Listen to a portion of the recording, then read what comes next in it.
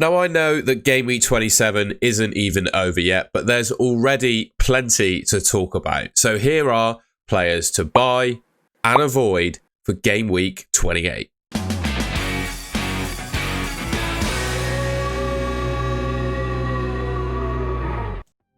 So I'm not going to spend too long talking about fixtures at the start of the video and bore you, but when thinking about players that you want to be buying for Game Week 28, you have to have the fixtures in mind, right?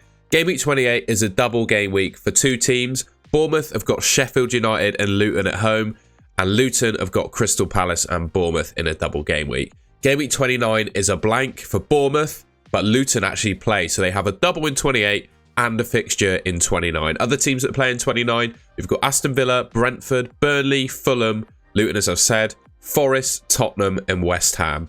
Upcoming game weeks, I'll leave it on screen because I don't really want to predict the likelihood of blank in double game weeks in 34 and 37. So I'll leave this on screen. You can pause it if you like to understand a bit more. And obviously, this fixture grid is courtesy of Ben Krellin on X.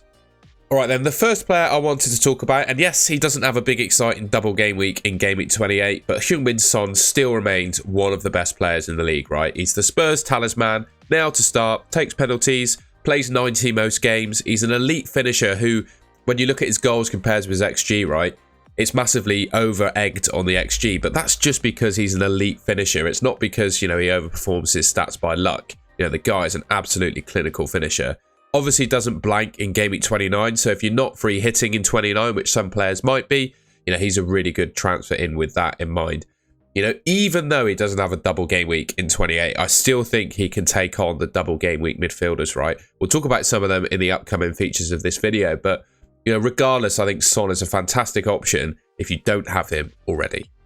The next player I wanted to talk about, and he blanks in Game Week 29, so it's a little bit hard to justify buying him, but Anthony Gordon deserved a bit of credit, I think, in this video. The guy just seems to keep returning regardless of the opposition that he's playing. Absolutely nailed on to start for Newcastle. Eddie Howe absolutely loves him. He also takes the penalties when Isak and Wilson aren't on the pitch, which, based on their injury records, it's actually quite often. And just in general, I wanted to talk about him because I think it shows a really important skill in FPL, in my opinion. It needs to be very cleverly applied. But patience has been so important this season. Thinking of Jared Bowen scoring his hat-trick in Game Week 26. Obviously, players that were patient and held on to him were rewarded with his hat-trick. Likewise, Gordon. If you've just kept with Gordon throughout the highs and the lows and injuries, potential injuries that he's had, you've been rewarded. And that's another point about him is, he could leave St James's Park on a pair of crutches and in a boot, and he still plays the weekend after. That's the kind of injury record or whatever you call it this player has, right? Anthony Gordon, yes, it's quite hard to justify bringing him in, I'll admit, but I just wanted to talk about him as a good option. Right, moving on to some of the double game week assets then, and it's obvious that Dominic Solanke is going to be at the top of people's minds with the double coming up in Game Week 28. At the time of recording this, I don't actually know if he's going to start his game in Game Week 27. The Bournemouth manager, Iraola, confirmed that he's been carrying basically a niggling knee injury since the Tottenham game 4 or 5 weeks ago. And that's kind of coincided with a little bit of a downturn in terms of his scoring form as well. But I think regardless, you can't deny he's going to be a good option for Game Week 28. I would imagine, unless he picks up a serious injury to that same knee in Game Week 27, I'd imagine he's going to be fit and playing in Game Week 28. He's so important to Bournemouth that, he'd almost get wheeled out on crutches. I think he's that important to them. And of course, he's a real triple captaincy option for Game Week 28, right? Sheffield United and Luton at home at Bournemouth's two fixtures. The guy's on penalties, nailed to start for them when he's fit, plays 90 minutes. He ticks all the boxes of a good FPL asset. And he's putting up really decent numbers, right? 17 attacking returns from 24 starts is really, really good. And yeah, he's definitely a triple captain option for Game Week 28. And if you don't have him already, I'd be worried about not owning him because I think he's probably going to be the most popular captain, right? And if you're not owning the most popular captain in a double game week, you're missing out. Another Bournemouth player that I really like is Neto, their goalkeeper. I've put there they've got 3 great fixtures in the next 2 weeks. Obviously, the Game Week 27 fixture doesn't count because you can't buy them with that. But the fact, they got Sheffield United and Luton at home in Game Week 28, you've got to think there's some clean sheets in that for Bournemouth, surely. And he's really good for saves bonus points as well. He makes 3.57 saves per 90 on average in the league, which is Really, really good. He's one of the top goalkeepers in the league for total saves, right? You've got to ask, is he the best goalkeeping option for Game Week 28? He probably is. I was making this argument, you know, thinking that Areola and Dubravka might have been a bit disappointing. That hasn't quite come to fruition in Game Week 26 so far, right? But, or Game Week 27, should I say.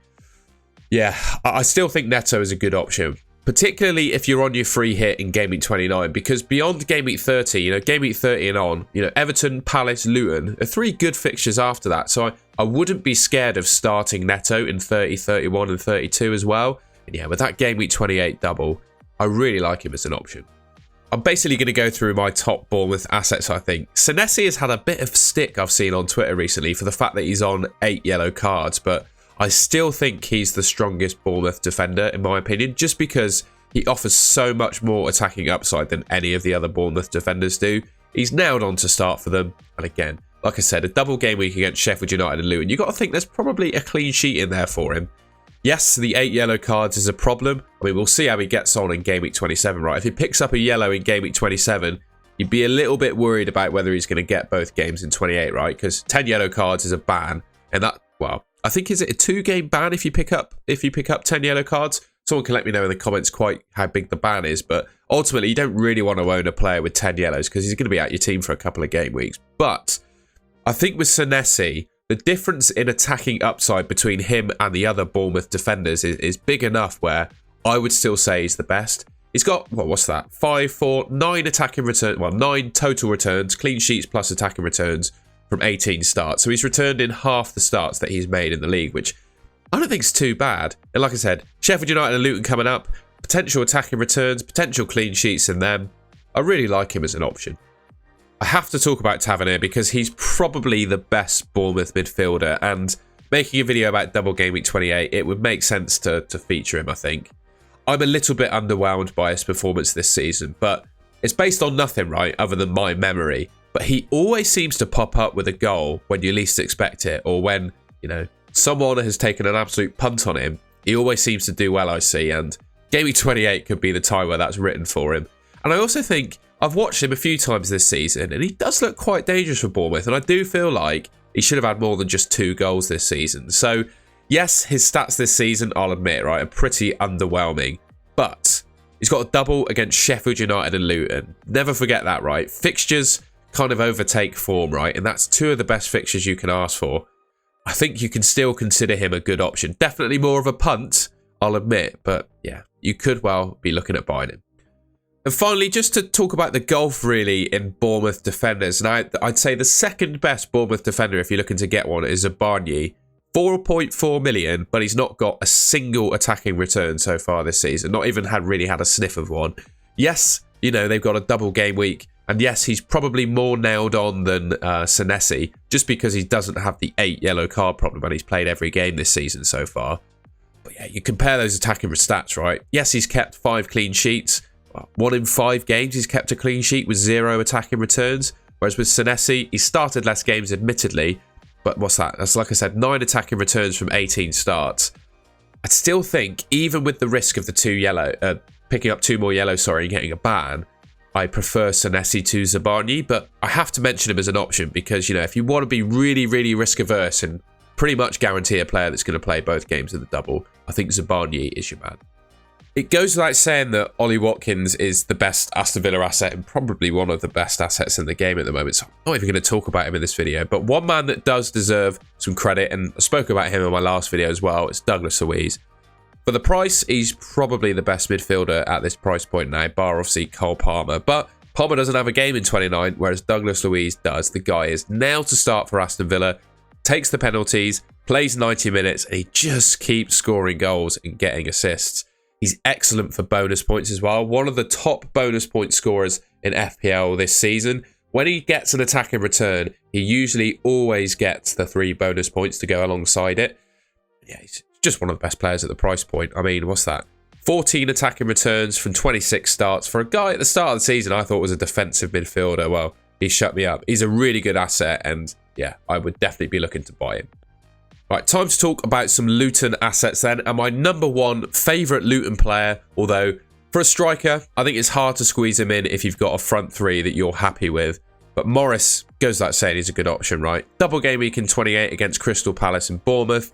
He plays Nottingham Forest in game week 29. Now to start for Luton, plays 90 minutes, takes their penalty, so there's always a chance for him to get a goal.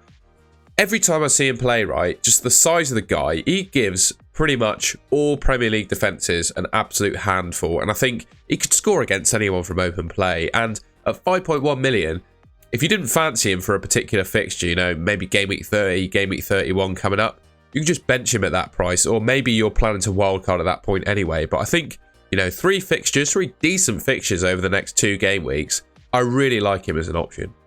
I think my favourite Luton midfielder is probably Ross Barkley, and I might actually be bringing Ross Barkley into my team in game week 28, just with the state of play that I've got going on at the moment. I also think he's the best midfielder in general with a double in 28. I mean, the second best, like I was talking about Tavernier, sorry. I just think Barkley edges it for quality. And he doesn't blank in game week 29 either. So if, you know, worst comes to worst, you can play him in game week 29. Yes, Luton are poor defensively, don't get me wrong, but they're not really having any issues scoring goals. And Barkley's one of their most important players.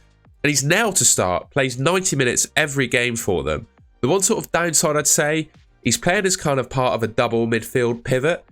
And it means that he doesn't necessarily get quite as advanced as he has with his previous clubs. I mean, I would have considered Barkley as more of a number 10. But he's been playing more of a deeper centre midfielder for Luton. So it means that his attacking returns probably aren't quite as high as they would be, you know, had he been playing number 10. But I still think regardless, you know, double game week in 28, doesn't blank in 29, he's still a good option. Now, there's obviously been a lot of hype around Alfie Doughty throughout this season. You know, he's had a couple of double game weeks now. Obviously, the double in 28 and the double in previous gone by. Doesn't blank in game week 29. And he is really good from an attacking perspective, don't get me wrong. And he is Luton's probably their best and most important player. Luton, as I said when going through Barkley, they don't really have any issues when it comes to scoring goals. Could you really bring yourself to pick a Luton defender, you know? By picking him, you're kind of saying, I trust the Luton defence, you know? Yes, the attacking returns are pretty good. He's got, what, 9 of them live from 22 starts, but I don't know. I just don't trust the Luton defence, and I'm not sure I would buy him, to be honest.